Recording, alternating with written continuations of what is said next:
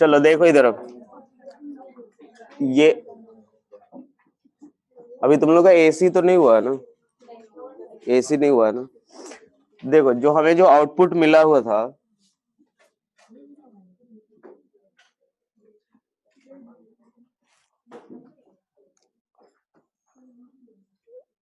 ये half wave rectifier से जो आउटपुट मिला था वो हमने देखा था कि एक हाफ के लिए मिल रहा था और दूसरे हाफ के लिए ये जो हमारा आउटपुट जो था वो कितना मिल रहा था, 0।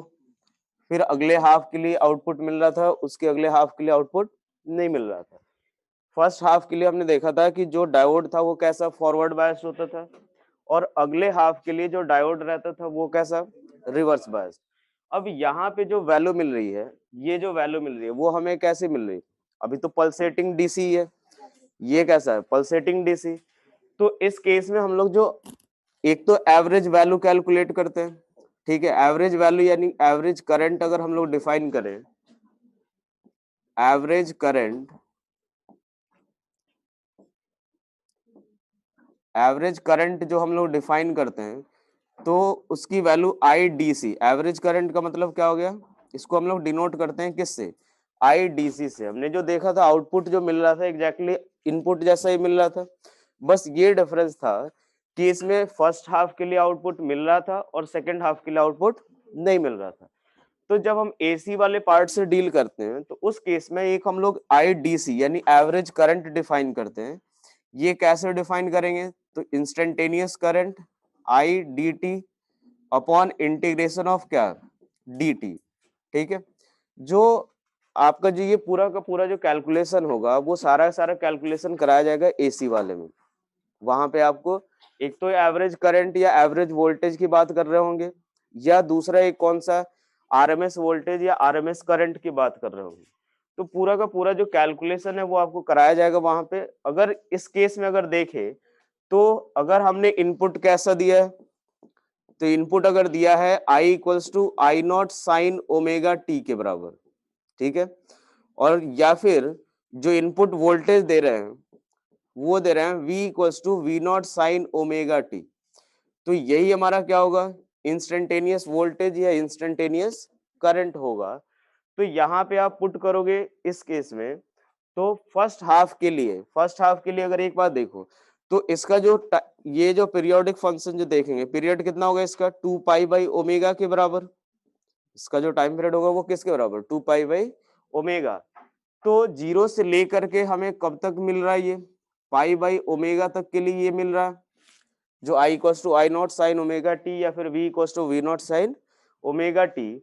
और अगले पाई बाई ओमेगा से लेकर के 2 पाई बाई ओमेगा की बात करें तो हमें आउटपुट कितना मिल रहा है, 0। तो यहाँ जो वैल्यू लिखेंगे वो कुछ इस तरीके से लिखेंगे, इंस्टेंटेनियस करंट की वैल्यू I इक्वल्स टू किसके बराबर, I naught sine omega T D T, ये कहां से कहां तक, 0 से लेकर के पाई बाई ओमेगा तक, और प्लस ये जो करंट है अगले पाई बाई ओमेगा से लेकर के 2 पाई बाई ओमेगा तक के लिए अगर देखें तो करंट कितना है, 0। अपॉन क्या लिखेंगे, तो अगर हम एक पूरे कंप्लीट साइकिल के लिए अगर देखें तो इंटीग्रेशन ऑफ dt जो रहेगा वो टाइम कहां से कहां तक, 0 से लेकर के 2 पाई बाई ओमेगा तक। तो जब इसको सॉल्व करोगे तो सॉल्व करने के बाद जो वैल्यू आती है वो आती है किसके बराबर, तो आई नॉट अपॉन किसके, पाई के बराबर। आई नॉट अपॉन कितना, पाई के बराबर। और इसकी जो वैल्यू आती है वो रहेगी किसके बराबर, तो 0.318 आई नॉट के बराबर। यहाँ जो करंट आएगा इसकी जो वैल्यू होती है 1/पाई की, तो वो किसके बराबर होगा, तो 0.318 आई नॉट के बराबर।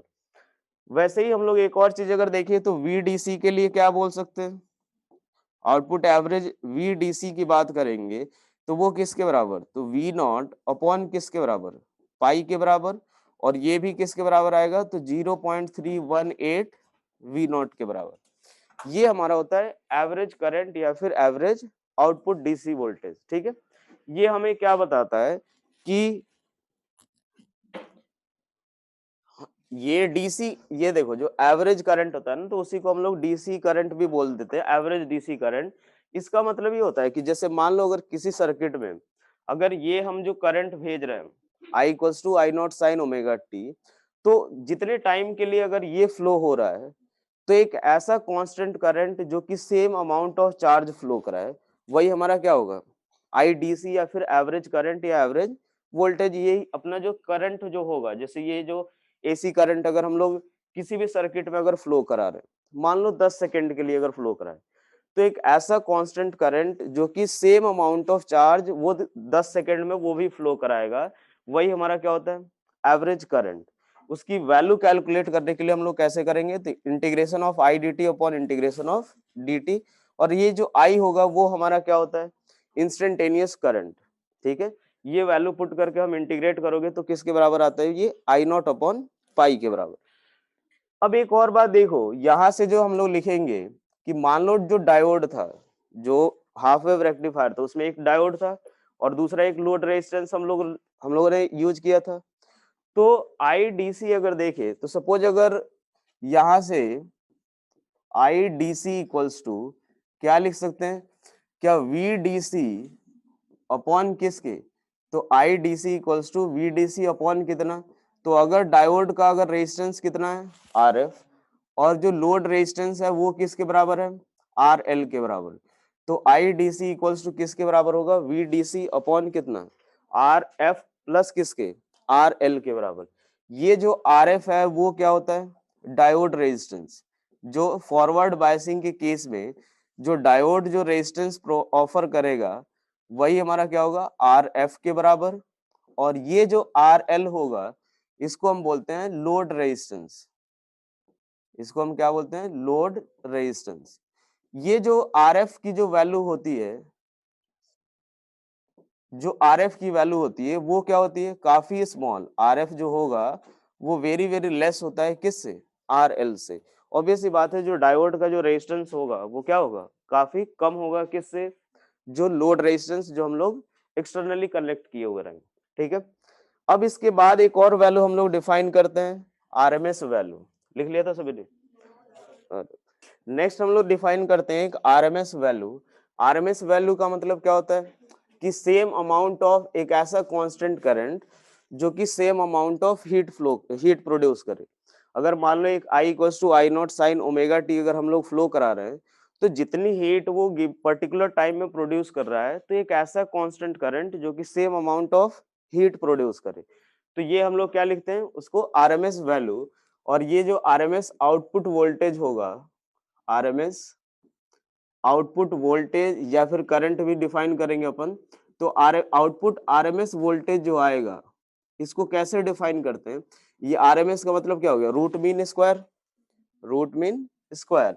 तो अब एक बार देखो, अगर हमें वी आरएमएस डिफाइन करना है और हमारे पास अगर इंस्टेंटेनियस जो करंट है वो दे रखा है V not sine omega T, तो हम कैसे, पहले सबसे पहले स्क्वायर कर लो, इंटीग्रेशन ऑफ जैसे वी जो इंस्टेंटेनियस होगा उसका स्क्वायर, उसके बाद एवरेज, और अपॉन में एवरेज निकालने के लिए क्या करेंगे, अपॉन डी टी, और उसके बाद इस पूरे का स्क्वायर रूट लेते हैं, इस पूरे का स्क्वायर रूट लेते हैं। तो ये हमारा सबसे पहले ऐसे ध्यान रखना है कि पहले स्क्वायर करना है, उसका मीन लेना है, और फिर उसके बाद क्या करना है, स्क्वायर रूट करना है।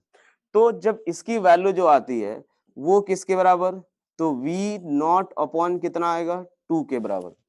जो वैल्यू, जैसे अगर मान लो v की जगह पे हम लोग लिखेंगे V not sine omega T, square करके जब आप इंटीग्रेट करोगे 0 से 2 पाई बाई ओमेगा तक के लिए, तो उसकी वैल्यू किसके बराबर आती है, वी नॉट बाई 2। वैसे ही जो आरएमएस वैल्यू जो आती है आई आरएमएस, वो किसके बराबर, तो आई नॉट अपॉन कितना आएगा, 2 के बराबर। ठीक है, आई नॉट अपॉन ये भी निकालने का, अरे भाई मेरी मान लो हम वो तो कह ही रहा हूँ भाई, अरे रुक जा भाई, मैं ये बोल रहा हूँ जो आउटपुट मिलता है वो हमें कितने टाइम के लिए मिलता है, 0 से लेकर के पाई बाई ओमेगा तक के लिए। वो जो आरएमएस आप लोग को जो याद है वो किसका याद है, एसी का याद है आपको, जो ये अगर आउटपुट इसका जो एवरेज आता है ना, इसका आरएमएस जो आता है वो अपॉन रूट 2 आता है, वो अपॉन रूट 2 आता है। इसके लिए जो आएगा वो किसके बराबर, तो आई नॉट अपॉन कितना आता है, 2 के बराबर। कैलकुलेट करोगे वही आएगा, कुछ नहीं करना, यहाँ पे साइन स्क्वायर करके फिर वही साइन स्क्वायर की जगह क्या लिखोगे 1 माइनस कॉस 2a/2 के बराबर। ठीक है, देखो अब ये हो गया हमारे पास कौन सा IRMS। अगर IRMS इक्वल्स टू अगर डिफाइन करना हो तो IRMS इक्वल्स टू क्या लिखेंगे, तो VRMS अपॉन किसके, तो RF प्लस किसके, RL के बराबर। अगर मान लो आपको अगर वैल्यू नहीं दिया हुआ है RF का, क्वेश्चन में अगर वैल्यू नहीं दिया हुआ है तो उस केस में हम RF नेग्लेक्ट कर देंगे। अगर वैल्यू दिया हुआ है तो उस केस में आपको इसकी जगह पे RF की वैल्यू जो भी दी हुई हो वो पुट करना रहेगा। ठीक है, तो कई बार ऐसा होता है कि कुछ सवाल में RF नहीं दिया हुआ रहेगा, कुछ सवाल ऐसा होगा जिसमें RF की वैल्यू भी दी हुई रहेगी। इसके बाद हम लोग डिफाइन करते हैं अब जो एफिशिएंसी डिफाइन करते हैं।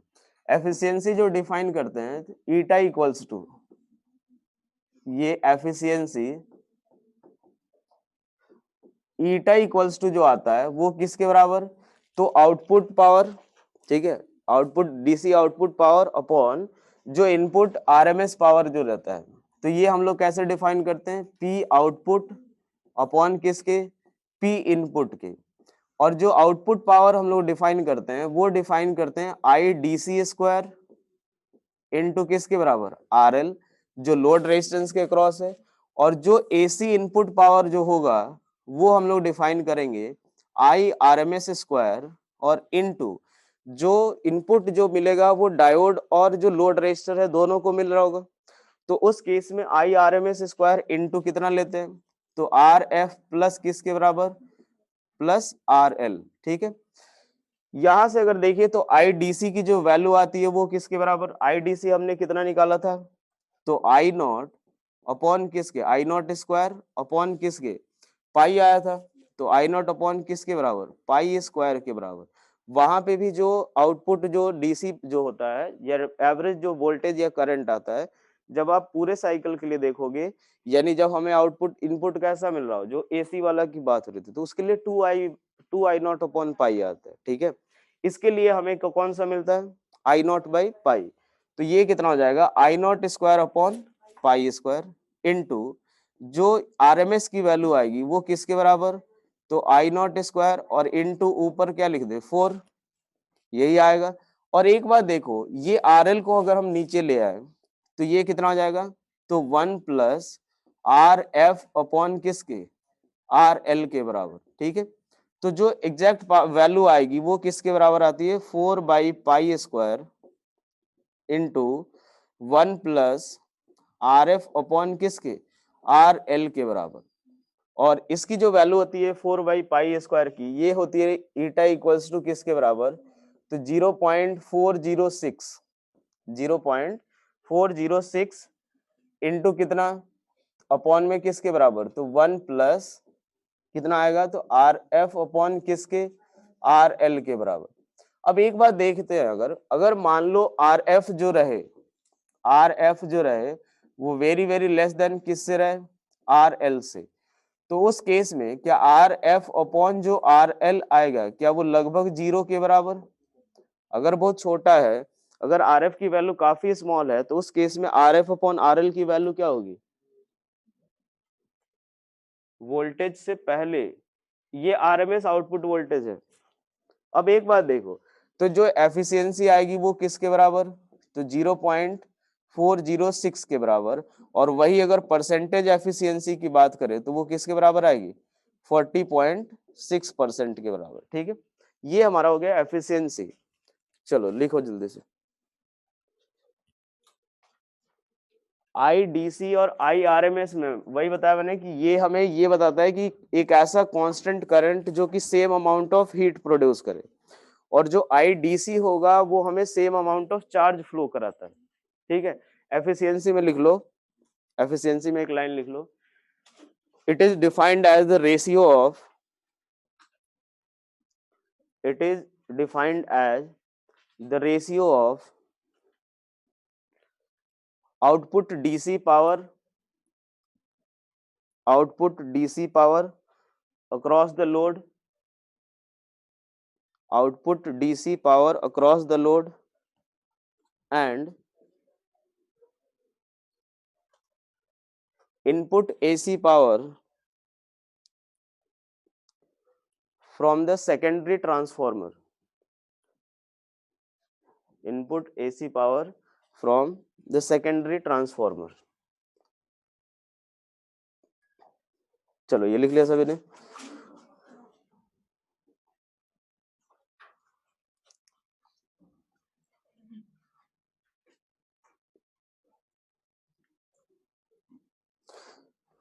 चलो नेक्स्ट हेडिंग लिखो रिपल फैक्टर। नेक्स्ट हेडिंग लिखो रिपल फैक्टर। अब एक बात देखो, जैसे ये हमने देखा था कि जो आउटपुट होता है जो भी अगर मान लो अगर हाफ वेव रेक्टिफायर है तो उसका हमें क्या मिलता है, एसी जैसा ही रहता है। जो हमें आउटपुट मिलता है वो एक तो कांस्टेंट वोल्टेज तो मिलता नहीं या कांस्टेंट करंट तो मिलता नहीं है। तो ये रिपल फैक्टर जो होता है ये हमें बताता है कि उसकी वेवीनेस क्या है, मतलब उसका एसी कंपोनेंट कितना है।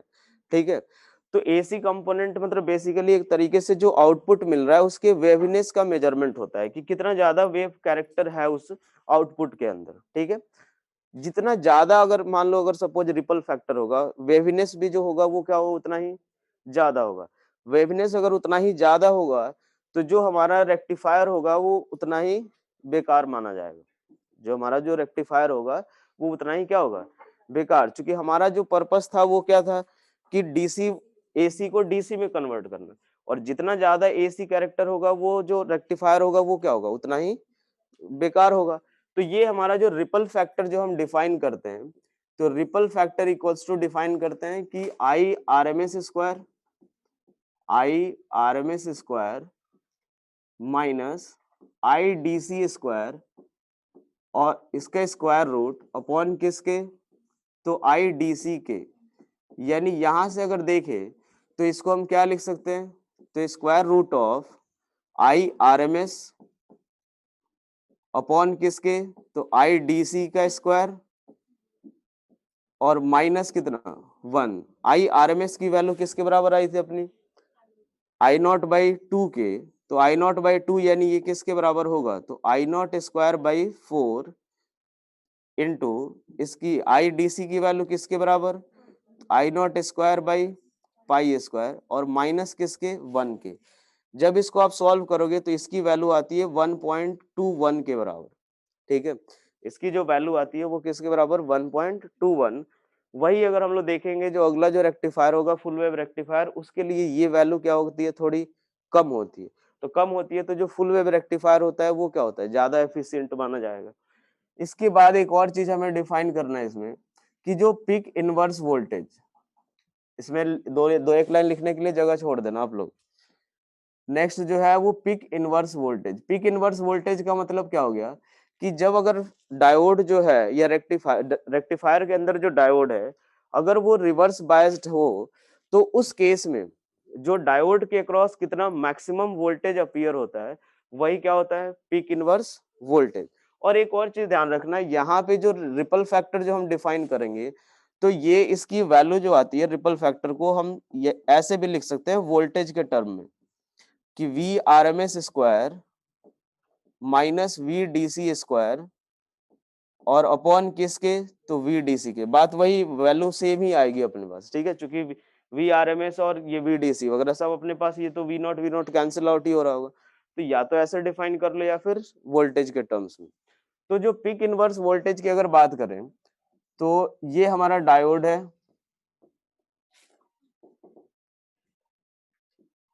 और जब ये रिवर्स बायस्ड होगा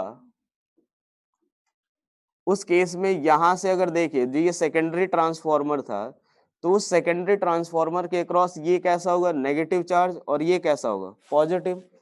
जो लोड रेजिस्टर है, लोड रेजिस्टर जो आर एल लिया था हमने, इसके क्रॉस जो आउटपुट होगा वो किसके बराबर, जो आउटपुट आएगा वो कितना, 0। क्योंकि जो हमने देखा था जब ये डायोड अगर रिवर्स बायस्ड होगा तो उस केस में हमें कोई आउटपुट इसके क्रॉस नहीं मिल रहा था। ये नेगेटिव है तो ये किसके बराबर, ये भी नेगेटिव होगा और ये पॉजिटिव। यहां से मैक्सिमम वोल्टेज हम लोग कितना अपेयर करा रहे थे, वी नॉट। अगर v equals to V not sine omega T है तो जो मैक्सिमम वैल्यू होगी, चलो यहाँ देखो, तो जो पिक इनवर्स वोल्टेज की बात कर रहे हैं, तो ये हमारा ये होता है कि डायोड के क्रॉस मैक्सिमम कितना वोल्टेज अपीयर हो रहा है अगर जब ये रिवर्स बायस्ड है।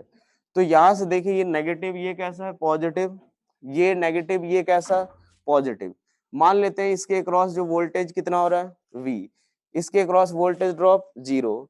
तो अगर इस वाले में KVL अगर लगाए इस तरह से, तो माइनस से प्लस जाएंगे तो प्लस V0, प्लस से माइनस जाएंगे तो वो किसके बराबर, V के बराबर, इक्वल्स टू कितना 0। तो जो मैक्सिमम वोल्टेज जो अपीयर होता है वो किसके बराबर होता है, V0 के बराबर। और यही जो वैल्यू होती है वो क्या होती है, पिक इनवर्स वोल्टेज कहलाएगी। चलो लिखो, हाँ बोलो। चलो इसमें रिपल फैक्टर में लिखना, the output of rectifier, output of rectifier is a pulsating DC. Output of the rectifier is pulsating DC. And ripple factor of the rectifier, ripple factor of the rectifier gives an idea about, gives an idea about the waviness of, about the waviness of the output, waviness of the output.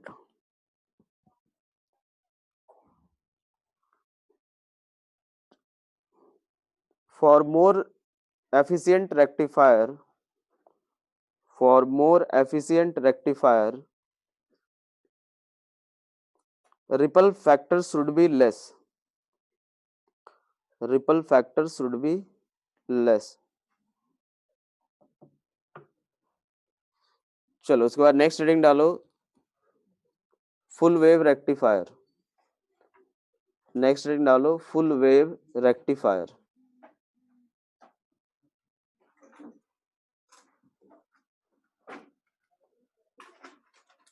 चलो अब यहां से देखो, full wave rectifier के case में अब हम लोग क्या करेंगे, ये नोट कर लिया सभी ने। और एक काम करो, पीक इनवर्स वोल्टेज में भी एक लाइन लिख लो, it is the maximum voltage drop, it is the maximum voltage drop across the diode, maximum voltage drop across the diode when it is reverse biased, when it is reverse biased.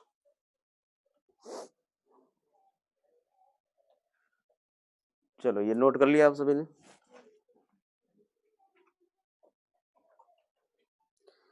चलो अभी इस वाले case में जो full wave rectifier था रहेगा, उस case में हम लोग एक सेंटर टैप्ड जो होता है वो ट्रांसफॉर्मर यूज करते हैं। तो ये सेंटर टैप ट्रांसफॉर्मर क्या होगा, जैसे मान लो ये हमने ये ले लिया प्राइमरी कॉइल, और यहां से अगर हम लोग देखते हैं ये अगर हमारा सेकेंडरी कॉइल है, तो ये सेकेंडरी कॉइल जो होता है इसके क्रॉस हमें 2 वोल्टेज अपीयर होते हैं। ठीक है, सेंटर टैप ट्रांसफॉर्मर जो होगा, यानी ये वाला जो पार्ट रहता है ये हमारा ग्राउंडेड रहता है, ये ग्राउंडेड रहेगा, और हमें 2 वोल्टेज मिलता है, वो भी इक्वल और अपोजिट साइन के साथ। मतलब अगर आप यहाँ पे अभी तक जो हम लोग देख रहे थे, तो जो इनपुट दे रहे थे उसके हिसाब से हमें एक आउटपुट मिल रहा था सेकेंडरी के क्रॉस वोल्टेज ड्रॉप। इस केस में क्या होगा, हमें 2 वोल्टेज ड्रॉप मिलेगा और दोनों की जो वैल्यू होगी वो लगभग सेम होती है, और वो किसके, ये दोनों के दोनों क्या होंगे, अपोजिट होंगे। यानी जब ये अगर इस डायरेक्शन में करंट फ्लो कराना चाहेगा तो ये उसके अपोजिट डायरेक्शन में करंट फ्लो कराना चाहेगा। जैसे मान लो ये जब पॉजिटिव है, ये नेगेटिव, ये पॉजिटिव, और ये कैसा होगा, नेगेटिव। इसमें हमने ले लिया कि इसके क्रॉस जो नंबर ऑफ जो टर्न्स है वो किसके बराबर, Na, और इसके क्रॉस जो नंबर ऑफ टर्न्स है वो कितना, Nb के, और ये हमने ले लिया Np, इसकी प्राइमरी कॉइल का जो नंबर ऑफ टर्न्स है वो ले लिया Np। तो जो इसके क्रॉस जो वोल्टेज ड्रॉप मिलता है Va इक्वल्स टू होता है Na अपॉन Np, और इनटू किसके बराबर, तो जो इसका आउटपुट वोल्टेज है, यानी जिसको हम लोग ले लेते हैं Vp, अगर इसके क्रॉस जो आउटपुट वोल्टेज जो इनपुट अगर दे रहे हैं हम लोग तो ये कितना Vp लिखेंगे। और वही जो Vb की वैल्यू होती है वो किसके बराबर, तो Vb equals to NB upon कितना NP और इनटू किसके बराबर Vp के। अब एक बार देखो कि जो सेंटर ट्रैप ट्रांसफॉर्मर होता है वो एग्जैक्टली मिडिल में हम लोग क्या करते हैं, ग्राउंड करते हैं। तो जो Na और Nb की जो वैल्यू होती है वो क्या होती है, सेम। तो इसीलिए Va और Vb दोनों की वैल्यू भी क्या होगी, सेम होगी। लेकिन अब ये क्या होगा, ये पॉजिटिव नेगेटिव जो लिखते हैं, जैसे मान लो यहाँ पे पहले हाफ के लिए ये पॉजिटिव होगा नेगेटिव, फिर ये पॉजिटिव नेगेटिव, सेकंड हाफ के लिए ये पूरा का पूरा जो साइन होगा वो रिवर्स हो जाएगा, ठीक है। तो ये सेंटर टैप के केस में हमने क्या लिया, एग्जैक्टली सेंटर वाले पार्ट पे जो रहता है अर्थिंग रहता है, तो उस केस में Va और Vb की वैल्यू क्या होगी, सेम होगी, ठीक है। चलो अब यहां से देखिए तो ये इसमें इस तरह से करंट फ्लो कराना चाहता है और ये कैसा, अपोजिट से, ये सॉरी ये इधर की तरफ होगा, ये कैसा कराएगा इस तरह से, और ये कैसा करा रहा होगा कुछ इस तरीके से। तो दोनों जो यहाँ पे जो रहता है, जो दोनों वोल्टेज के कारण अलग अलग डायरेक्शन में क्या रहेगा, करंट का फ्लो हो रहा होगा, ठीक है। अब एक बात देखो कि जो फुल वेव रेक्टिफायर होता है उस केस में हम लोग दो डायोड यूज करते हैं, ठीक है, दो डायोड यूज करते हैं। और जो आउटपुट मिलता है, ये ड्रॉ कर लिया था सभी ने भाई, साथ में लिखते चलो यार, लिखो जल्दी से, इसके बारे में एक और लाइन में लिख लो। In center tapped transformer, in center tapped transformer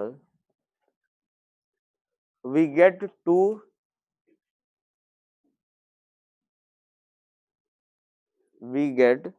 two equal but opposite secondary voltage, we get two equal but opposite secondary voltage।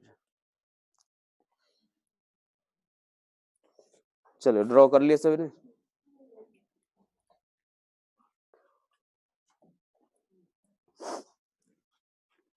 चलो अब यहां से देखते हैं कि जो फुल वेव रेक्टिफायर होगा, तो ये हमने ले लिया प्राइमरी कॉइल, और ये सेकेंडरी कॉइल जो होगा ये ले लिया हमने सेकेंडरी कॉइल। यहाँ पे दो डायोड जो हम लोग यूज करते हैं, तो एक डायोड यहाँ पे हम लोग कनेक्ट करते हैं जिसको हम लोग D1 ले लेते हैं, और दूसरा जो डायोड है वो हम लोग कनेक्ट कर लेते हैं यहाँ पे, ये हमारा कौन सा D2 हो गया। और जो हमें आउटपुट जो लेना रहता है, तो आउटपुट हम इस वायर यहाँ पे एक रेजिस्टेंस कनेक्ट करते हैं, लोड रेजिस्टर, और इसके क्रॉस हमें आउटपुट लेना रहता है, ये जो है RL होगा, और जो आउटपुट मिलेगा वो कौन सा, V आउटपुट इसी के क्रॉस मिलेगा, ठीक है। जब हम लोग देखते हैं इसमें फर्स्ट हाफ से के लिए अगर कंसीडर करें, तो फर्स्ट हाफ के लिए ये कैसा होगा, पॉजिटिव, ये नेगेटिव, ये पॉजिटिव, और ये कैसा नेगेटिव। इस केस में अगर देखें फर्स्ट हाफ के लिए, तो जो डायोड D1 होगा वो कैसा होगा, फॉरवर्ड बायस। जो डायोड D1 होगा वो कैसा, फॉरवर्ड बायस, और ये नेगेटिव है और ये पॉजिटिव, तो ये कैसा होगा, रिवर्स बायस्ड होगा। तो पहले केस में अगर देखते हैं कि मान लो अगर हमें इनपुट हम लोग कुछ इस तरीके का दे रहे हैं,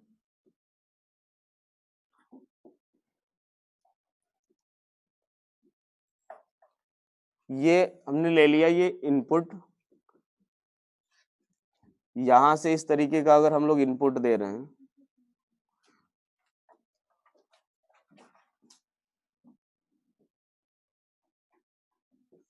ये इनपुट हो गया।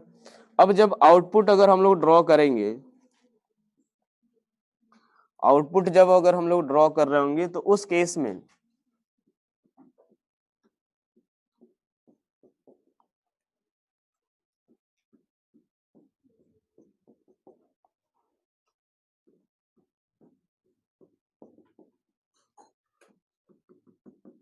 यहाँ देखो, तो अगर फर्स्ट हाफ साइकिल के लिए अगर बात करें, जब ये इस वाले हाफ साइकिल के लिए, तो ये जो डायोड होगा वो कैसा होगा, फॉरवर्ड बायस, और ये जो डायोड होगा वो कैसा, रिवर्स बायस। तो उस केस में जो अगर हमें आउटपुट मिल रहा होगा वो कैसे मिल रहा होगा, तो इसके क्रॉस ऐसे करंट फ्लो हो रहा होगा, इस डायोड के अकॉर्डिंग ऐसे ही करंट फ्लो होगा। तो ये जो फॉरवर्ड बायस्ड होगा, तो अगर आइडियल डायोड है तो इसके क्रॉस कोई भी वोल्टेज ड्रॉप नहीं होगा, और कोई भी वोल्टेज ड्रॉप नहीं होगा तो जैसा इनपुट देंगे वैसा ही हमें क्या मिलेगा, आउटपुट भी मिल रहा होगा। तो उस केस में अगर फर्स्ट पार्ट के लिए बात करें तो ये हमें आउटपुट कुछ इस तरीके का मिल रहा होगा, और ये किससे मिल रहा होगा, D1 से। जब अगर सेकेंड हाफ की बात कर रहे होंगे, जब सेकेंड हाफ की बात करेंगे तो ये कैसा होगा, नेगेटिव, ये कैसा पॉजिटिव, ये नेगेटिव, और ये कैसा पॉजिटिव। तो उस केस में ये हमारा फॉरवर्ड बायस्ड होगा और ये हमारा रिवर्स बायस्ड होगा। तो जब इस केस में देखें तो क्या फिर से हमें आउटपुट सेम ही तरीके से मिलेगा, जो लोड रेजिस्टेंस के क्रॉस जो करंट का जो फ्लो होगा, क्या वो पहले भी इधर से इधर की तरफ फ्लो रहा था और अभी भी इसी डायरेक्शन में फ्लो होगा। तो जब अगर हमारा जो आउटपुट जो सॉरी जो इनपुट जो होगा वो भले ही अपोजिट साइन का होगा, लेकिन जो हमें करंट या आउटपुट जो मिल रहा होगा या जो भी वोल्टेज, वो क्या सेम साइन का मिलेगा। तो इस केस में अब हमें जो आउटपुट मिल रहा है वो किससे मिल रहा है, ये D2 से, ये किससे, D2 से। फिर से अगर अगले हाफ के लिए अगर बात करें तो उस केस में आउटपुट फिर से यही मिलेगा, और ये किसके कारण, D1 के कारण। और अगले हाफ की अगर बात करें तो उस केस में फिर से आउटपुट मिलेगा, और वो किसके कारण, D2 के कारण। तो ये जो रेक्टिफायर होता है उस केस में हमें हर एक पार्ट के लिए आउटपुट मिलता है इसमें। यही थोड़ा सा डिफरेंस है, उसमें हमारा जो सेकंड हाफ था उसके लिए कोई आउटपुट नहीं मिल रहा था, लेकिन यहाँ पे जो हमें आउटपुट मिलेगा वो सारे सारे साइकिल के लिए, जो फर्स्ट हाफ के लिए भी मिल रहा होगा और सेकंड हाफ के लिए भी, जो साइन होगा वो सेम होगा। इस केस में भी ये कैसा होगा, पॉजिटिव, ये कैसा, नेगेटिव। और अगर पिछले वाले के भी अकॉर्डिंग देखें तो ये हमारा कैसा होगा, पॉजिटिव, और ये कैसा, नेगेटिव होगा। चलो नोट करो इसको।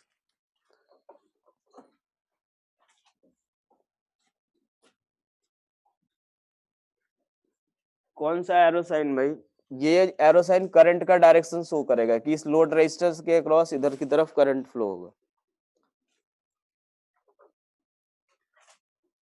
चलो नोट कर लिया सभी ने। चलो अब इस केस में फिर से हम लोग क्या डिफाइन करते हैं कि फिर से जैसे वहां पे हम लोगों ने क्या डिफाइन किया था, आउटपुट डीसी वोल्टेज और आउटपुट कौन सा, डीसी करंट। तो जो आउटपुट डीसी वोल्टेज लेते हैं या आउटपुट एवरेज करंट अगर देखे या एवरेज वोल्टेज, तो वी डीसी इक्वल्स टू किसके बराबर आता है यहाँ पे, तो वी डीसी इक्वल्स टू होता है 2V0 अपॉन किसके, पाई के। और वही अगर करंट की बात करें तो आई डीसी की जो वैल्यू आती है वो किसके बराबर, 2I0 अपॉन कितना, पाई के बराबर। यहाँ भी जो आई डीसी इक्वल्स टू लिखेंगे वो किसके बराबर, तो I DC equals to V DC upon किसके, आर एफ प्लस कितना, आर एल के बराबर। ये हमारा कौन सा हो गया, आउटपुट एवरेज वोल्टेज। और जो आरएमएस वोल्टेज की बात करेंगे, आउटपुट आरएमएस वोल्टेज, तो output RMS voltage I RMS की जो वैल्यू आती है, I RMS equals to, I RMS की जो वैल्यू आती है वो किसके बराबर, तो आई नॉट अपॉन कितना, √2 के। और वही अगर वी आरएमएस की बात कर रहे होंगे तो वी आरएमएस इक्वल्स टू किसके बराबर, तो V0 अपॉन कितना आएगा, √2 के बराबर। ठीक है।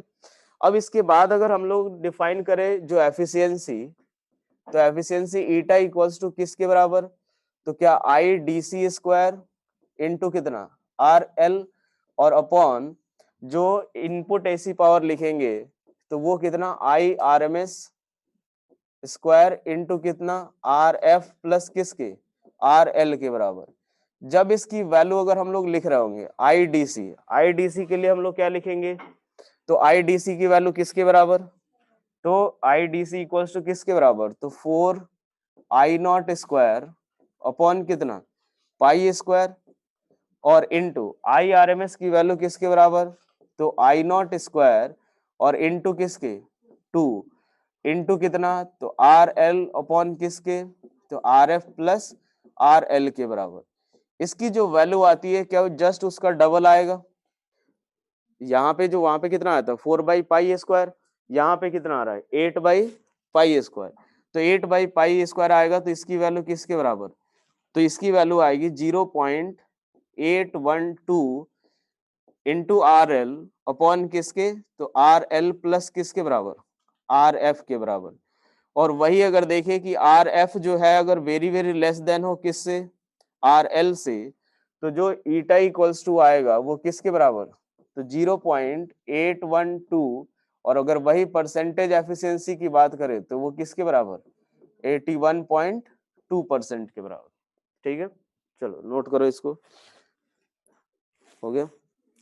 चलो नेक्स्ट अब हम लोग देखते हैं इसके बाद रिपल फैक्टर। जो रिपल फैक्टर हम लोग डिफाइन करेंगे तो रिपल फैक्टर इक्वल्स टू क्या होगा, तो आई, अच्छा एक और चीज देखो, जो हम लोग पावर अगर जो डिफाइन कर रहे हैं ना, तो पावर को हम ऐसे भी लिख सकते हैं कि पी सॉरी एफिशिएंसी जो डिफाइन कर रहे हैं उसको हम लोग V D C square upon कितना, आर एल, और अपॉन तो V R M S square upon कितना, तो आर एल प्लस किसके, आई पी इक्वल्स टू कितना होगा, वी स्क्वायर बाई आर, तो ये भी किसके बराबर, are F plus are L के बराबर। ये भी सॉल्व करोगे तो सेम ही आंसर आएगा अपना। ठीक है, इसके बाद अगर जो रिपल फैक्टर हम लोग डिफाइन करते हैं तो रिपल फैक्टर इक्वल्स टू किसके बराबर, तो square root of I R M S square minus I D C square upon किसके, आई डी सी के बराबर। ठीक है, तो आई आर एम एस की अगर बात कर रहे होंगे तो आई आर एम एस किसके बराबर आएगा, आई आर एम एस की value I naught by root two आई थी, तो ये किसके बराबर ऐसे लिख देते हैं, तो I R M S square. चलो ये नोट कर लिया सभी ने।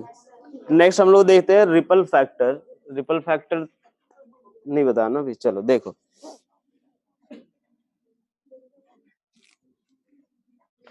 चलो रिपल फैक्टर जो इसके लिए डिफाइन करते थे, तो रिपल फैक्टर इक्वल्स टू क्या लिख रहे थे,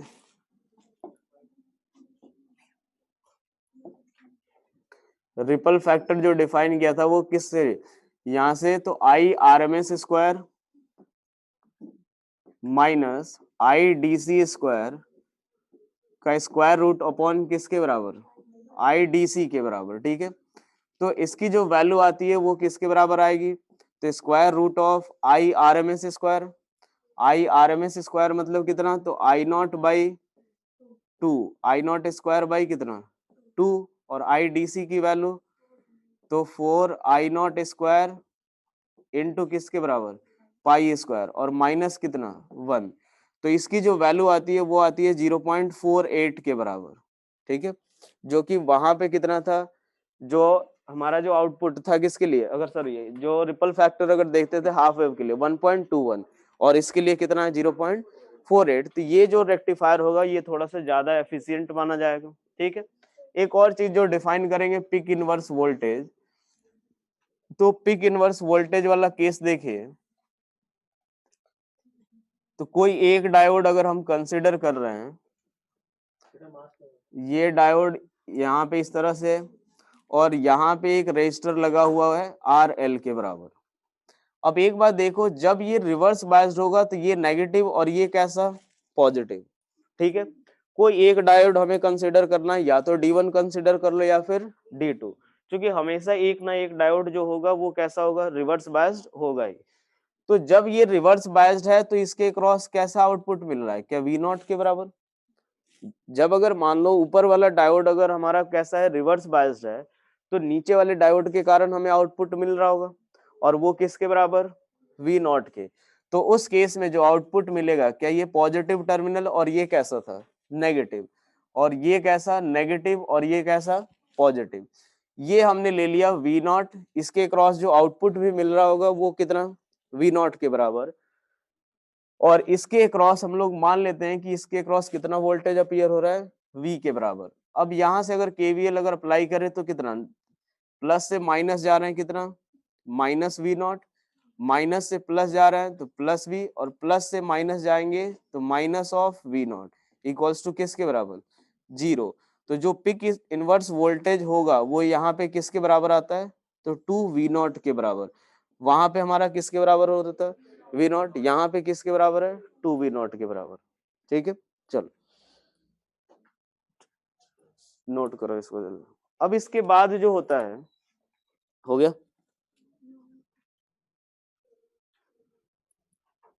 ये वैल्यू आप लोग याद रखना, क्योंकि डायरेक्ट कभी कभी आ जाता है कि जो हाफ वेव रेक्टिफायर है उसका रिपल फैक्टर क्या होगा या उसकी एफिशिएंसी कितनी होगी, तो डायरेक्ट आप वैल्यू याद रख लेना। चलो अब इसके बाद देखते हैं हम लोग कि जो ये इससे देख लो एक बार, जो हमें जो आउटपुट मिल रहा है रेक्टिफायर का वो हमारा कैसा मिल रहा था, एक पल्सेटिंग डीसी था। मतलब एक तरह से हमारा क्या था, एसी फैक्टर था उसमें। हमारा मेन पर्पस ये था कि कांस्टेंट करंट हमें गेन करना है, यही था, या कांस्टेंट वोल्टेज। तो इस केस में हम लोग क्या करते हैं कि जो रेक्टिफायर का आउटपुट होता है उस रेक्टिफायर के आउटपुट को, जैसे ये हमारा पूरा का पूरा रेक्टिफायर है, इससे जो आउटपुट मिल रहा होगा इसको हम कनेक्ट कर देते हैं एक फिल्टर से। ये फिल्टर बेसिकली होता क्या है कि इसमें सिंपल एक आरसी सर्किट होता है, ये हमारा सी हो गया और यहाँ पे जो लोड रेजिस्टर आर है। अब ये काम कैसे करता है इस केस में कि जैसे मान लो इनिशियली जो हमें आउटपुट मिल रहा है कुछ इस तरीके का पल्सेटिंग डीसी मिल रहा था, ऐसा मिलता है। तो अब इस जैसे ही अगर वोल्टेज अगर बढ़ना शुरू होता है, जब सपोज अगर हमने स्टार्टिंग में देखा कि ये वोल्टेज जैसे ही इंक्रीज होना शुरू होगा तो जो कैपेसिटर होगा वो क्या होगा, चार्ज होगा। तो कैपेसिटर चार्ज होगा तो जैसे जैसे वोल्टेज बढ़ेगा वैसे वैसे कैपेसिटर के क्रॉस वोल्टेज भी क्या होगा, बढ़ता जाएगा। जैसे ये पिक वैल्यू तक पहुंचा, क्या ये जो कैपेसिटर होगा वो चार्ज हो चुका रहेगा। अब उसके बाद जैसे ये वोल्टेज ड्रॉप होना शुरू हुआ तो इसका जो वोल्टेज, ये जो कैपेसिटर है वो चार्ज रहेगा और इसके अक्रॉस वोल्टेज को ड्रॉप होने नहीं देता वो। क्योंकि अगर मान लो अगर कैपेसिटर चार्ज है अपना, तो जो वोल्टेज इसके अक्रॉस अपीयर होगा वही वोल्टेज इसके अक्रॉस भी, और ये जो होगा वो डिस्चार्ज होने में थोड़ा टाइम भी लगाएगा। और ये डिपेंड किस चीज पे करता है, जो इसका टाइम कांस्टेंट है आरसी के बराबर होता है। टाइम कांस्टेंट जो होगा आरसी सर्किट का वो किसके बराबर होता है, आर इंटू सी। और अगर सोचो कि सी की वैल्यू अगर काफी ज्यादा है, अगर देखो इधर, तो इस केस में क्या होगा कि जैसे ही अगर मान लो ये कैपेसिटर क्या होगा, ये वोल्टेज जब तक बढ़ता जाएगा वो चार्ज होना शुरू होगा, और चार्ज होने के बाद जैसे ही अगर वोल्टेज ड्रॉप होना शुरू होगा तो इस आरसी के ऊपर डिपेंड करेगा कि एक सेकेंड में या एक टाइम कांस्टेंट कितना होगा, और एक टाइम कांस्टेंट में कितना डिक्रीज होता है वो उसी बात सॉरी आर और सी पे डिपेंड करेगा। तो अगर मान लो हमने आरसी की वैल्यू अगर काफी ज्यादा है तो ये इसके क्रॉस जो वोल्टेज होगा वो ड्रॉप होने नहीं देगा। तो जो हमारा आउटपुट जो मिलेगा तो वो लगभग कैसा मिल जाता है, एक कांस्टेंट जैसा मिल जाता है। ठीक है, तो ये इसीलिए हम लोग क्या करते हैं कि जो भी आउटपुट में जो जो रेक्टिफायर का आउटपुट मिलेगा उसको हम लोग क्या करते हैं, इसको इस फिल्टर से पास कराते हैं और आर और सी की जो वैल्यू रखते हैं वो क्या रखते हैं, काफी ज्यादा। ठीक है, चलो लिखो इसके बारे में। लिखो the output of rectifier, the output of rectifier is a pulsating DC. The output of a rectifier is a pulsating DC. So it is passed through. So it is passed through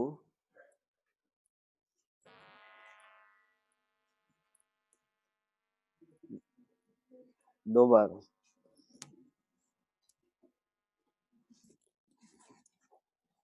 लिखो। So it is passed through an RC circuit. So it is passed through an RC circuit which is called as filter. Which is called as filter. लिखो इसके बारे में। When the voltage across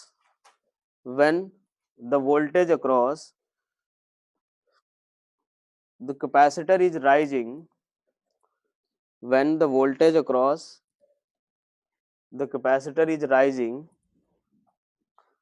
then capacitor will get charged, then capacitor will get charged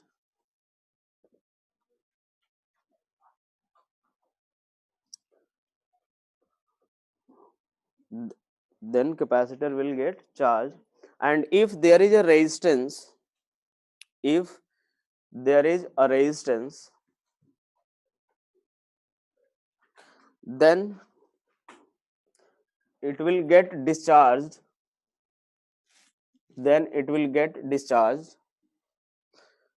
when voltage will decrease, when voltage will decrease.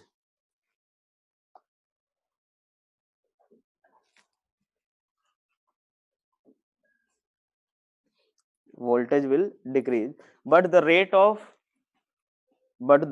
fall of voltage,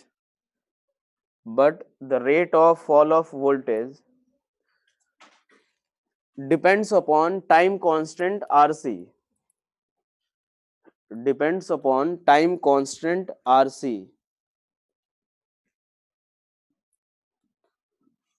So if the value of RC is large,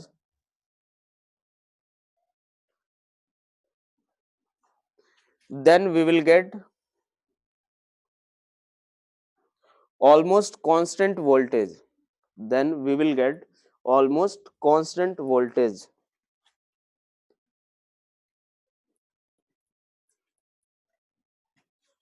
भाई इसमें अब क्या करना है यार?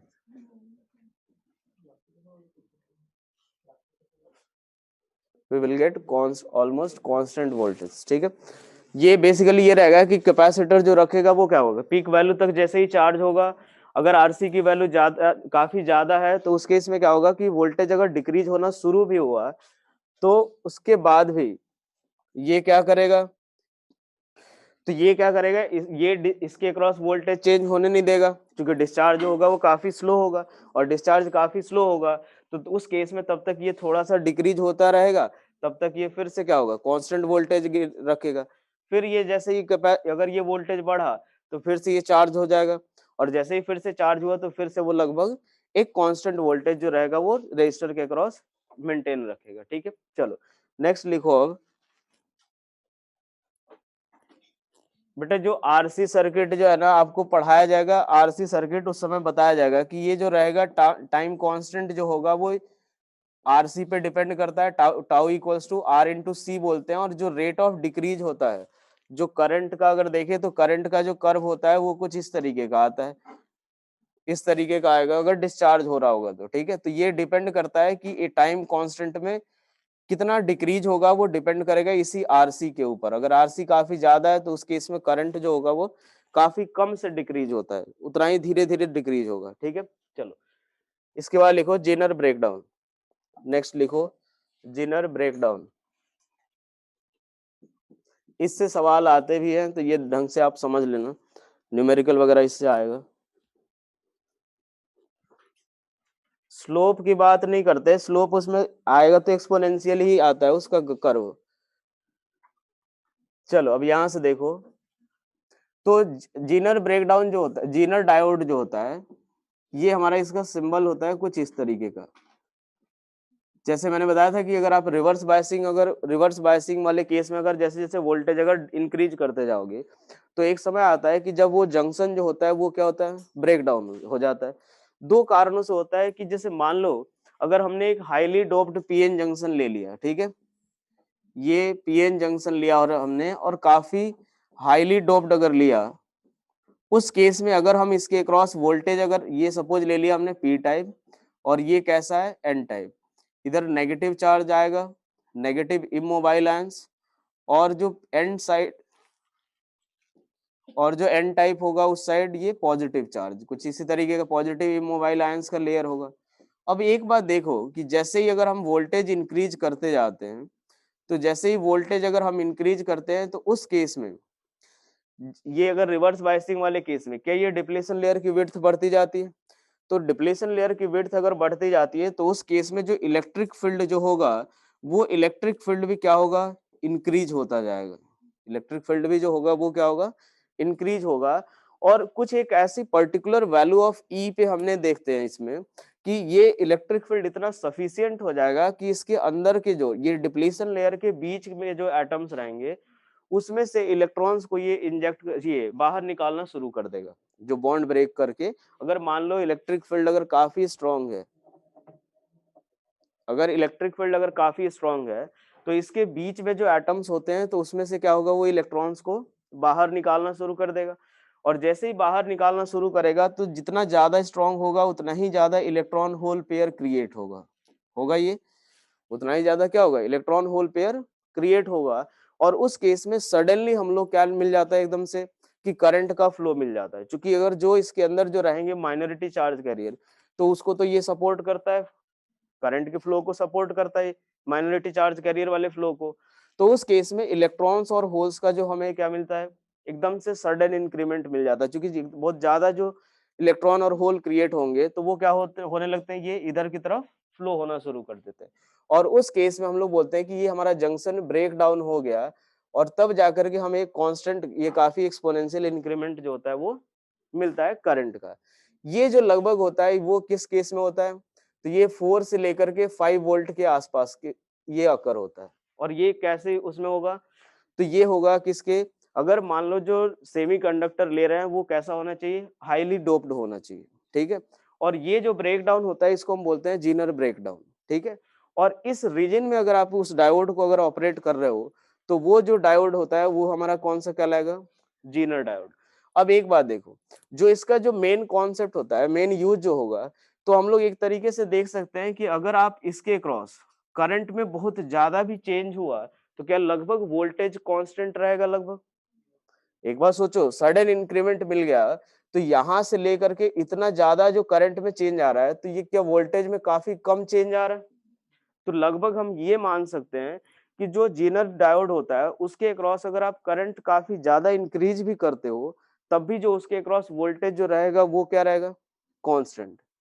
Voltage में बहुत ज्यादा फर्क नहीं आएगा। अगर आप करंट बहुत ज्यादा से भी इंक्रीज कर देते हो तब भी लगभग वोल्टेज क्या रहता है, कांस्टेंट।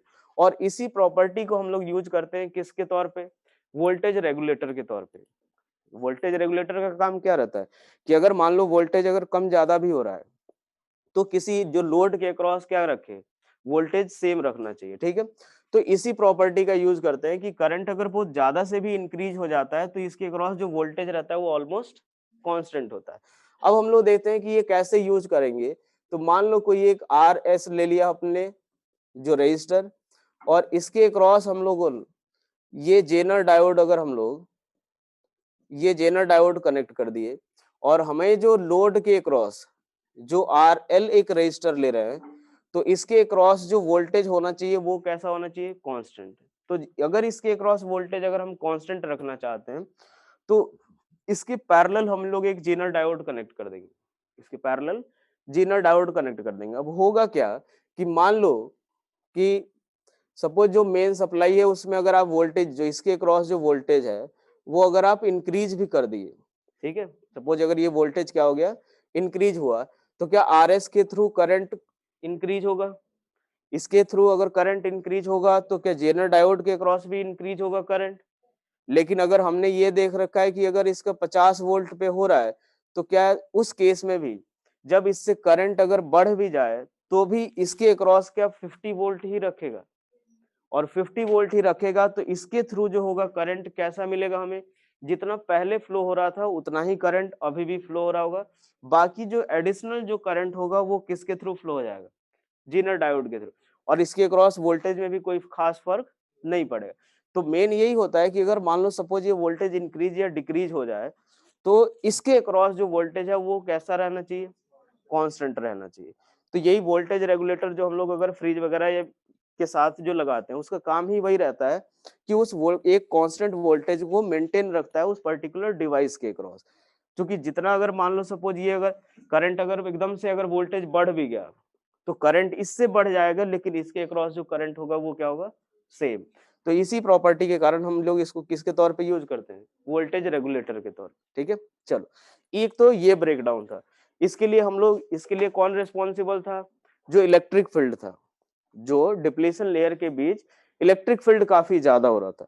और दूसरा एक और ब्रेकडाउन होता है कि जैसे मान लो अगर हमारे पास लाइटली डोप्ड है, मतलब डोपिंग जो है उसकी क्या है, कम है, उस केस में अगर हम रिवर्स बायसिंग वाली वोल्टेज अगर इंक्रीज करते जाए तो एक ऐसा वोल्टेज आता है कि जिस समय जो इसके अंदर के जो माइनॉरिटी चार्ज कैरियर हैं, जो फ्री इलेक्ट्रॉन्स हो गए और इसके जो होल्स हो जाते हैं, तो ये इनकी काइनेटिक एनर्जी इतनी ज्यादा हो जाती है कि ये जाकर के फिर अब बॉन्ड ब्रेक करना शुरू कर देते हैं।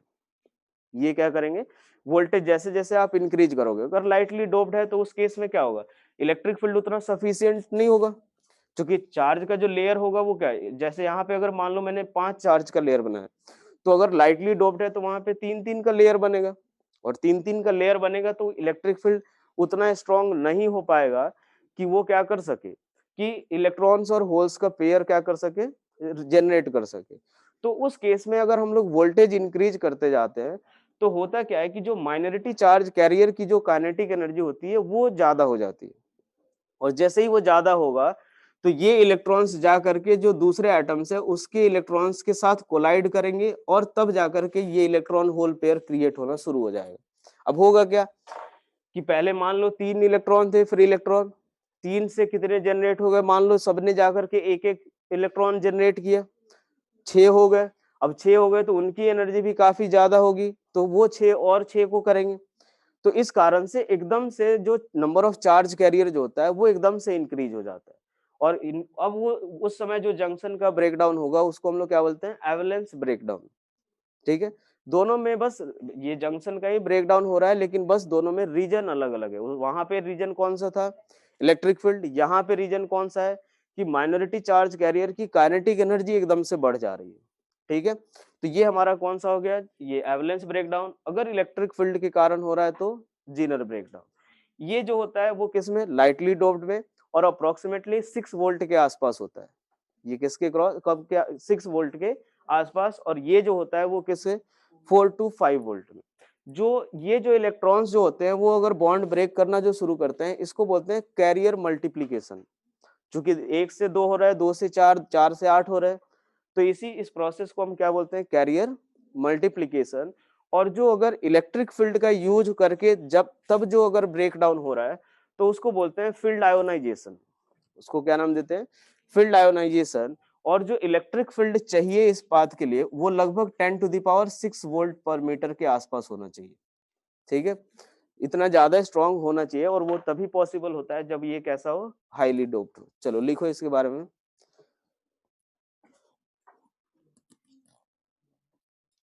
कोलिजन से एनर्जी लॉस होगा, बिल्कुल होगा, लेकिन उनकी फिर से जैसे ही वोल्टेज अगर रहेगा, तो वोल्टेज अगर रहेगा तो उस केस में हमारा क्या होगा कि अगर ये जो वोल्टेज अगर इसके क्रॉस वी वोल्ट आप अप्लाई कर रहे हो तो इसके अंदर कितनी एनर्जी होगी, ई इंटू वी हो जाएगी।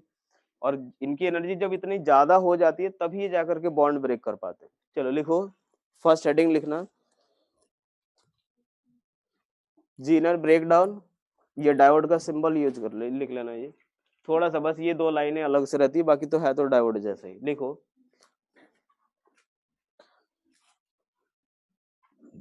this breakdown occurs this breakdown occurs in highly doped semiconductor. This breakdown occurs in highly doped semiconductor.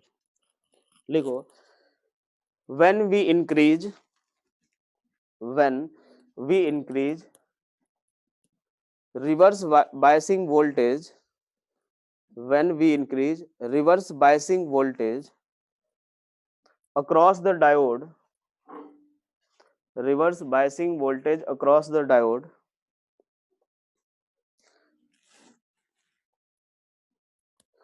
then width of depletion layer increases, width of depletion layer increases, and so the electric field, width of depletion layer increases, and so the electric field across the junction increases, electric field across the junction increases at a particular voltage, at particular voltage the value of electric field, the value of electric field becomes sufficient, becomes sufficient to break the, या एक minute, to generate लिखो, to generate electrons from the atom, electrons from the atom lying between depletion layer, lying between depletion layer. So we get sudden increment in, so we get sudden increment in the number of charge carriers. So we get sudden increment in the number of charge carriers,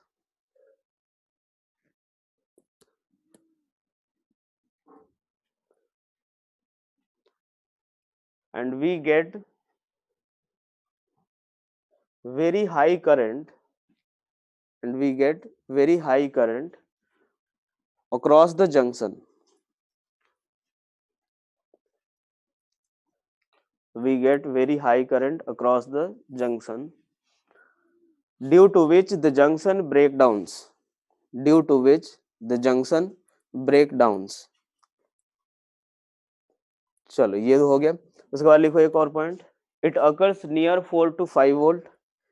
It occurs near 4 to 5 volt. उसके बाद लिखो the production of charge, the production of charge carriers, production of charge carriers using electric field, using electric field is called field ionization, is called field ionization.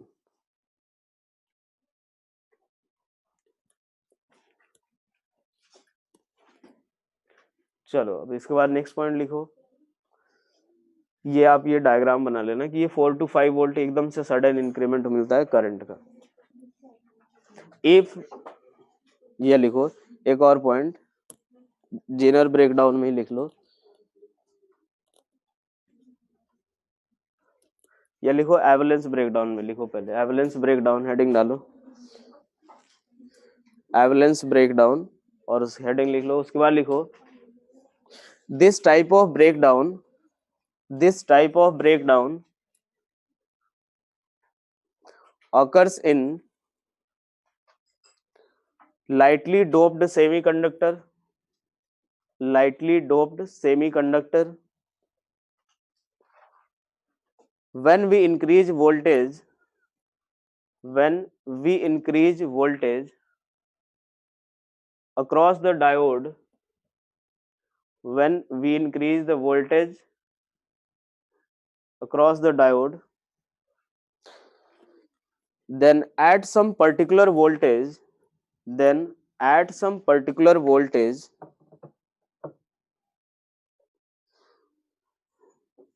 minority charge carriers, minority charge carriers gains sufficient kinetic energy, gains sufficient kinetic energy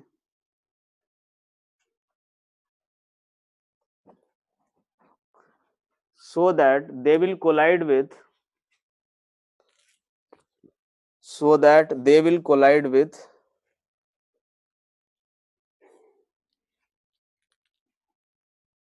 so that they will collide with the neighboring atoms, so that they will collide with the neighboring atoms and start to generate, start to generate electron hole pairs, start to generate electron hole pairs. This process of charge carrier generation is called carrier multiplication. This process of charge carrier generation is called carrier multiplication. And due to sudden increment in, and due to this process of charge carrier production या generation is called carrier multiplication. And due to sudden increment in charge carrier, and due to sudden increment in charge carrier, junction breakdowns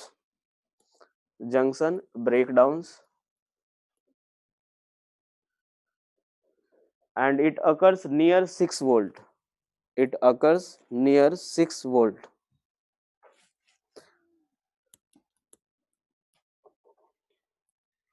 It occurs near 6 volt.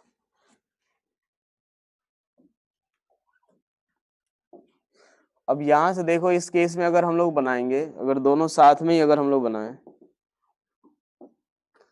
तो इस case में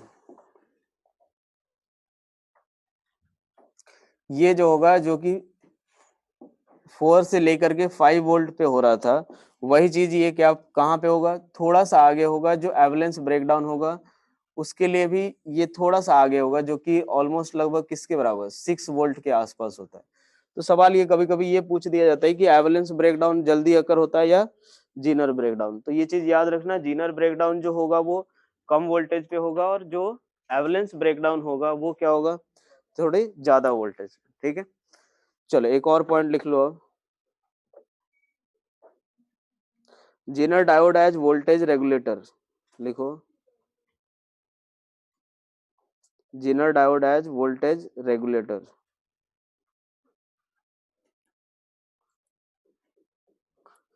ये diagram आप circuit ये बना लेना, और उसमें लिखना as the voltage increases, as voltage increases then current through RS will increase, then current through RS will increase,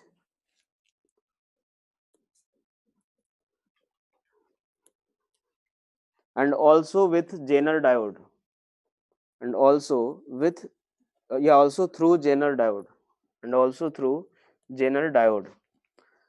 But the voltage across Zener diode, but voltage across Zener diode remains same.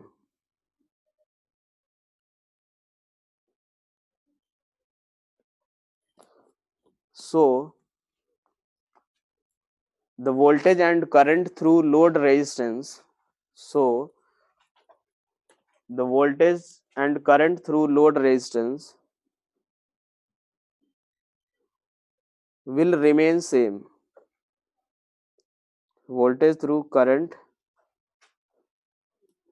sorry, voltage and current through load resistance remains same. चल, अब एक बार देखो, इस पे सवाल जो आएगा वो सवाल किस तरीके का आ सकता है। जैसे RS की वैल्यू उन्होंने दे दी, ठीक है, RS की वैल्यू उन्होंने दे दी, RL की वैल्यू वो दे देंगे, जेनर डायोड के अक्रॉस वो वोल्टेज दे देंगे कि हाँ यार ये 50 वोल्ट रखेगा, या 10 वोल्ट रखेगा, या 60 वोल्ट रखेगा। तो मान लो उसके बाद क्या पूछा जा सकता है कि करंट थ्रू लोड रेजिस्टेंस बता दो। यहाँ पे सपोज उन्होंने दे दिया कितना, 80 वोल्ट का, 80 वोल्ट का, तो अगर है तो ये 50 वोल्ट इसके क्रॉस होगा, 30 वोल्ट किससे होगा, इस वाले के क्रॉस, 30 वोल्ट इसके क्रॉस हुआ, तो इस केस में हम इससे करंट निकाल सकते हैं, V बराबर I इंटू R से, इससे करंट मिला।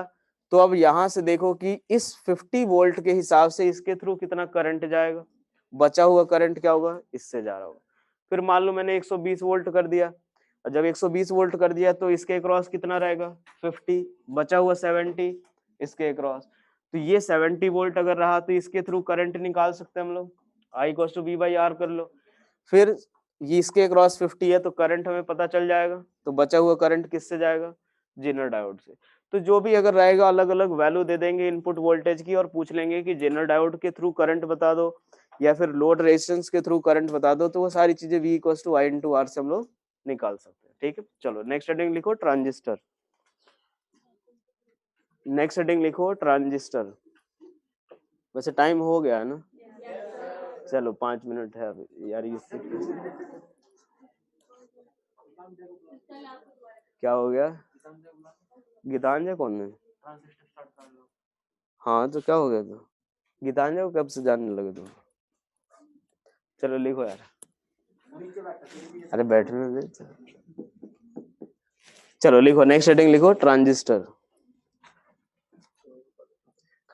अब एक बात देखो, जैसे हमने एक डायोड पढ़ा, उसमें क्या अपने एक पी टाइप ले लिया, एक एन टाइप ले लिया, दोनों को एक जैसे किसी एक मटेरियल के ऊपर एक पी टाइप आधा कर लिया, दूसरा एन टाइप, तो वो हमने क्या दिया था, इसको नाम डायोड। जो ट्रांजिस्टर होगा तो वो बेसिकली एक 3 टर्मिनल डिवाइस होता है। 3 टर्मिनल डिवाइस यानी क्या होगा कि इस केस में किसी एक टाइप का सेमी कंडक्टर जो है वो दो अलग अलग टाइप वाले के बीच जो है, ठीक है, दो अलग, जैसे मान लो कि हमने एन टाइप अगर ले लिया तो एन टाइप को दो पी टाइप वाले के बीच सैंडविच करेंगे, और तब जाकर के हमें क्या होगा कि एक 3 टर्मिनल डिवाइस फॉर्म हो रहा होगा। तो दो पॉसिबिलिटी है, या तो आप अगर पी टाइप को दो एन टाइप के बीच सैंडविच कर लो, या फिर एक पी टाइप को किसके, दो एन टाइप के बीच, एक एन टाइप को किसके बीच, दो पी टाइप के बीच। ये हमारा कौन सा हो गया, एन टाइप, ये भी पी हो गया और ये भी कैसा, पी टाइप। तो यहाँ पे हमारे पास 3 टर्मिनल वाले डिवाइस जो फॉर्म, ये जो फॉर्म होगा वही हमारा क्या होगा, ट्रांजिस्टर। अब एक बात देखो, इस वाले को बोलते हैं एमीटर, इसको बोलते हैं बेस, और इसको बोलते हैं कलेक्टर। तीन जो अलग अलग जो ये फॉर्म हो रहे हैं उसमें से एक जो टर्मिनल रहेगा वो कौन सा, एमीटर, दूसरा बेस और तीसरा कलेक्टर। यहां से अगर जो देखते हैं कि इसका जो सिंबल होगा वो कुछ इस तरीके का रहेगा। अगर ये हमारा कौन सा होगा, एनपीएन ट्रांजिस्टर, और वो कौन सा, पीएनपी ट्रांजिस्टर, ठीक है। जो इनपुट एंड होता है यानी एमीटर बेस वाले में, वहां पे एक एरो लगाते हैं, और एरो हमेशा किधर की तरफ होगा, तो पी टाइप से एन टाइप की तरफ। वो बेसिकली हमें करंट का डायरेक्शन बताएगा। तो पी टाइप ये रहा, एन टाइप ये रहा, तो जो एरो आएगा कुछ इस तरीके का होगा। ये केवल सिंबल देख करके ही हम बता सकते हैं कि ये एनपीएन है या फिर कौन सा, पीएनपी। तो अगर जो इनपुट एंड पे ही हमारा क्या होगा, एरो का साइन होता है, और दूसरा कि ये अगर पी से हमेशा किसकी तरफ होगा, एन टाइप की तरफ, तो ये कौन सा हो जाएगा, एनपीएन। अगर वही हम लोग देखें जो पीएनपी ट्रांजिस्टर की बात करें, तो पीएनपी ट्रांजिस्टर के केस में अगर देखें तो ये कौन सा होगा, इनपुट एंड पे अगर देखें तो जो एरो का साइन होगा वो कुछ इस तरीके का होगा, ठीक है। चलो नोट कर लो, इसको लिख लो इसके बारे में। It is a 3 terminal device, it is a 3 terminal device which is formed by sandwiching one type of semiconductor, which is formed by sandwiching one type of semiconductor between two different other type of semiconductor, between two other type of semiconductor। चलो अब इसके बाद जो है ना ये symbol, ये जो है इसके बाद कल ट्रांजिस्टर पढ़ लेंगे, और उसके बाद लॉजिक गेट, यही दो चीजें बची हुई है, ये चैप्टर खत्म हो जाएगा।